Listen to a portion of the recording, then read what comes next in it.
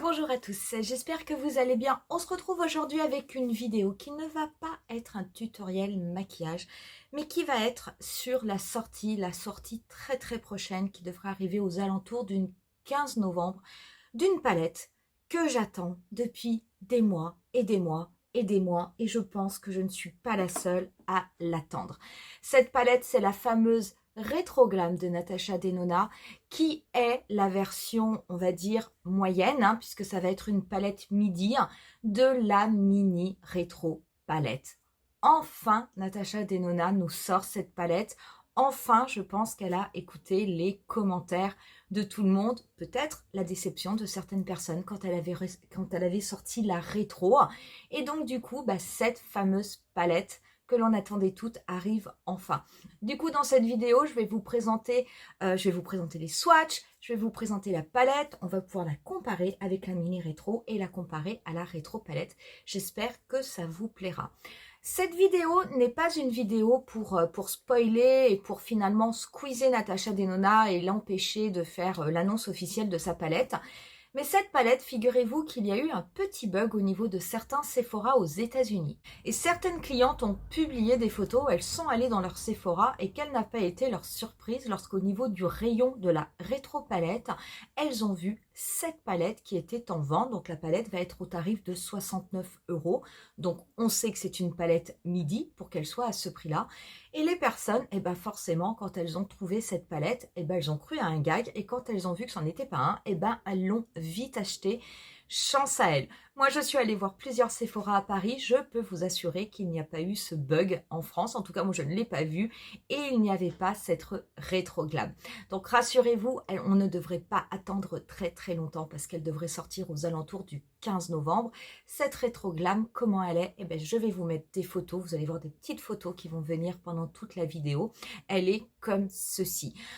Cette palette, même si elle n'avait pas été une palette midi, même si ça avait été une palette grand format, je peux vous assurer que je l'aurais achetée tant je l'ai attendue. Pour vous rappeler, la palette mini rétro, quand je vous avais fait une vidéo où j'avais classé toutes mes mini palettes, la mini rétro était arrivée en tête parce que c'est vraiment la palette que je préfère parmi toutes celles de Natasha Denona. Voilà la mini rétro, donc avec ses teintes roses, avec ses teintes un peu kaki, un peu vert, gris. Cette palette qui a vraiment une harmonie très particulière et qui est vraiment extrêmement belle. Je vous avais fait plusieurs tutoriels d'ailleurs avec cette palette. Je crois que j'en avais fait 3 ou 4. Et franchement, je ne me lasse pas de la travailler. Du coup, quand Natasha Denona avait sorti la rétro palette, je pense que j'étais comme tout le monde, je l'attendais avec impatience. Et quand je l'avais vue, j'avais été un peu déçue. Alors c'est dommage parce que cette palette est extrêmement belle, mais je pense que son succès mitigé est certainement dû plutôt à son nom, comme elle s'appelle Rétro. Tout le monde s'attendait à vraiment voir une extension de la mini Rétro, et ça n'a pas été le cas puisqu'elle a quand même une harmonie qui est vraiment propre à elle. La rétro palette, la voici. Donc c'est vrai qu'on est quand même essentiellement sur des teintes vieux rose, bois de rose. On a quelques teintes qui sont un peu rose-gris comme on a ici, mais on n'a absolument aucun vert, aucun kaki. On n'a pas du tout ces teintes quand même relativement emblématiques de la mini rétro, comme ces deux-là, qui font que les maquillages sont vraiment si particuliers, si beaux. Donc du coup, cette palette, bien qu'elle était absolument magnifique, du coup, pas mal de personnes étaient un petit peu déçues et son succès a été mitigé. Avec celle qui est en train de sortir, très franchement, là, je pense qu'on est servi. On retrouve les verts, on retrouve les kakis, on a ces couleurs roses, mais roses un peu poudrées, rose tendre. Elle est absolument magnifique. On est donc sur un format de 15 fards. Il n'y a pas de fard triochrome comme on a pu avoir dans la My Dream palette. On va être sur des fards qui vont être mat. On est sur des fards qui vont être satinés, qui vont être un petit peu pailletés. Je ne suis pas sûre qu'il y ait de teinte métallisée. Peut-être une, peut-être la teinte grise, c'est possible. Quand on regarde les swatchs, on n'est pas sûr, mais en tout cas, on est vraiment sur une palette qui est absolument magnifique. Et là, on est vraiment sur du rétro quand on regarde l'harmonie.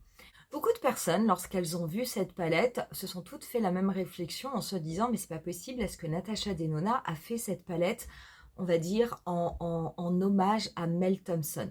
Mel Thompson, c'est cette youtubeuse qui malheureusement est disparue il y a un an, que j'aimais beaucoup suivre, extrêmement talentueuse, extrêmement gentille. Et Mel Thompson était une fan absolue de la marque Natasha Denona et de la mini rétro. Et elle avait fait un jour une vidéo où, comme elle voyait que la rétro ne sortait pas, elle avait fait une vidéo en disant bah, voilà ce que je verrais, ce que je mettrais moi dans la rétro palette. Eh bien écoutez, je vais vous mettre la photo, la palette qu'elle a créée elle-même avec des fards mono de la marque Sydney Grace qu'elle avait dans sa collection, je vous assure, ressemble en tout point à la palette rétro glam que sort Natasha Denona. Donc peut-être que Natasha Denona s'est inspirée de Mel Thompson. Si c'est le cas, je trouve que c'est très bien. Ou en tout cas, peut-être qu'elle avait les mêmes idées que Mel Thompson. Je suis sûre que cette maquilleuse aurait vraiment adoré cette palette. Mais c'est vrai que je l'ai lu beaucoup sur Instagram. Nous sommes nombreux à s'être fait la même réflexion en se disant c'est pas possible, cette palette, elle la sort pour Mel Thompson. Tant la ressemblance est frappante. Quoi qu'il en soit, au niveau de cette palette, eh bien, écoutez, quand on regarde les teintes, quand on regarde les swatchs, très franchement, au niveau, il y a des intensités qui sont différentes, on a des finis qui sont différents. Je peux vous assurer qu'il y a vraiment de quoi faire de très beaux maquillages. Et très honnêtement, c'est un petit peu la palette que j'attendais depuis que la mini rétro est sortie et je suis quand même bien contente qu'on puisse la voir et que l'on n'ait pas trop à attendre pour qu'elle sorte en France. Voilà pour cette vidéo qui est un petit peu courte aujourd'hui, mais j'avais absolument envie de la faire et de vous montrer ce petit bijou que nous prépare Natasha Denona et qui devrait sortir courant novembre. N'hésitez pas à me dire en commentaire ce que vous en pensez. Est-ce que cette palette vous tente? Est-ce que pas du tout? Est-ce que enfin vous trouvez que Natasha Denona nous a vraiment fait une extension de la mini rétro? Ou est-ce qu'au contraire, bah, vous trouvez que c'est encore une harmonie complètement différente et ça n'est pas du tout ce que vous attendiez? En tout cas, je lirai vos commentaires avec plaisir. Moi, je vous dis rendez-vous à très bientôt pour une nouvelle vidéo. Bye!